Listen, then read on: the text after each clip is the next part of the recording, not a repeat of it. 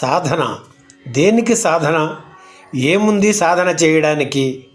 భగవాన్ శ్రీ రమణ మహర్షి ఒకసారి ఒక భక్తుడు భగవానుని సాధన గురించి ప్రశ్నింపగా భగవాన్ ఇట్లా అన్నారు, సాధన దేనికి సాధన?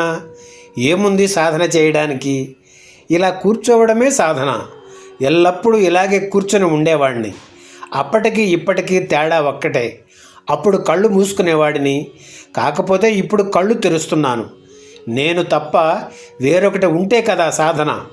తనను తాను చూడక అశాశ్వతమైన శరీరాన్ని చూసి భ్రమించేవాడికి అటువంటి భ్రమణను వీడుటకు సాధన అవసరమని భగవాన్ చెప్తారు. జ్ఞాని అయిన పిదప ఆత్మజ్ఞానము పొందినవారు ఆత్మగానే ఉండేవారికి ఏ సాధనతో పని లేదని గ్రహించాలి.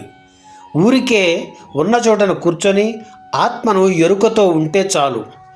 సాధన శరీర వ్యామోహం కలిగిన వారికి ఆ అవిధను తొలగించుటకు ఉపయోగపడుతుంది. భగవాన్ ఒక్క నేను తప్ప మరొకటి లేదు అనే దృఢ నమ్మకంతో ఉన్నారు.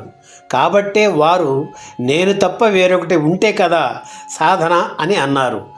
మరొక సందర్భంలో భగవాన్ వారికి గురువు లేరని చెప్పారు.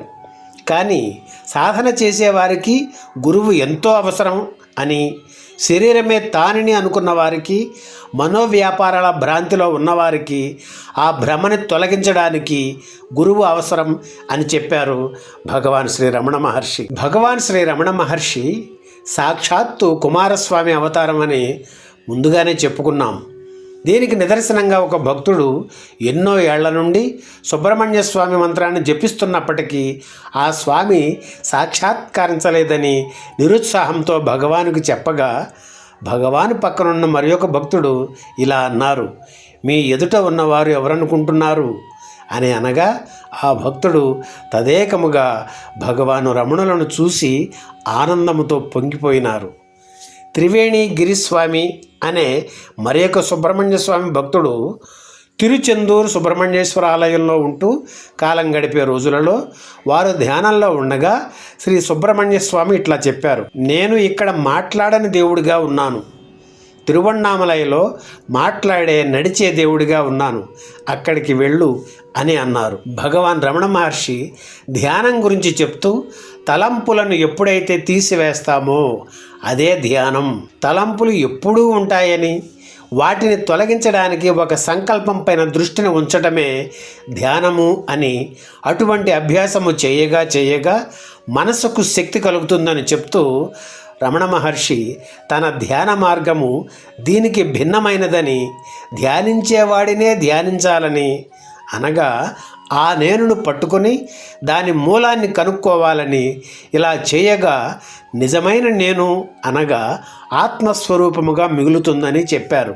అసలు నేను అను తలంపు పుట్టిన తరువాతనే ఈ నేనును ఆశ్రయించుకునే మరెన్నో తలంపులు పుడతాయని, కావుననే ఈ నేను ఎవరు అని నిరంతరము ప్రశ్నిస్తే ఈ నేను అదృశ్యమై నిజమైన నేను తెలుస్తుందని భగవాన్ రమణ మహర్షి చెప్పినారు. భగవాన్ రమణ మహర్షి దీనికి ఒక ఉపాయాన్ని కూడా చెప్పి, నిద్రపోయే ముందు మేల్కొలిన తరువాత నేనెవడనని ప్రశ్నించుకోమన్నారు. ఈ నేను అనేది ఆత్మ నుండి పుట్టుకు వస్తుంది కనుక నేనుపై ధ్యాస ఉంచి నేను పట్టుకుంటే ఆత్మలోకానికి వెళతామని భగవాన్ రహస్యాన్ని చెప్పారు. అసలు ఆత్మను తెలుసుకున్నవాడే నిజమైన పుట్టినవాడని, ఆ రోజే అతని పుట్టినరోజని చెప్పారు. కావున భగవాన్ సూచించింది ఏమంటే, ప్రతి మనిషిలో రెండు నేనులు ఉంటాయని, ఒకటి మిథ్యా నేను, మరొకటి సత్యమైన నేను. తన్ను తాను విచారించగా మిథ్యా నేను అదృశ్యమై నిజమైన నేను మిగులుతుందని, ఇదే ముక్తి మోక్షం అని భగవాన్ రమణ మహర్షి చెప్పారు. కావున ముక్తి మోక్షం అంటే అవేవో మనం మరణించిన తర్వాత మరేదో లోకంలో పొందుతామని కాదు.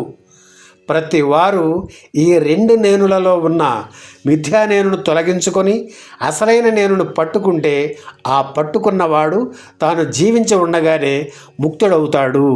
అతడే జీవన్ముక్తుడు, అతనికి మోక్షం కలిగినట్లే. ఈ వీడియో నచ్చితే లైక్ చేయండి, మీ ఆత్మబంధువులకు షేర్ చేయండి. మరిన్ని వీడియోల కోసం సబ్స్క్రైబ్ కూడా చేయండి.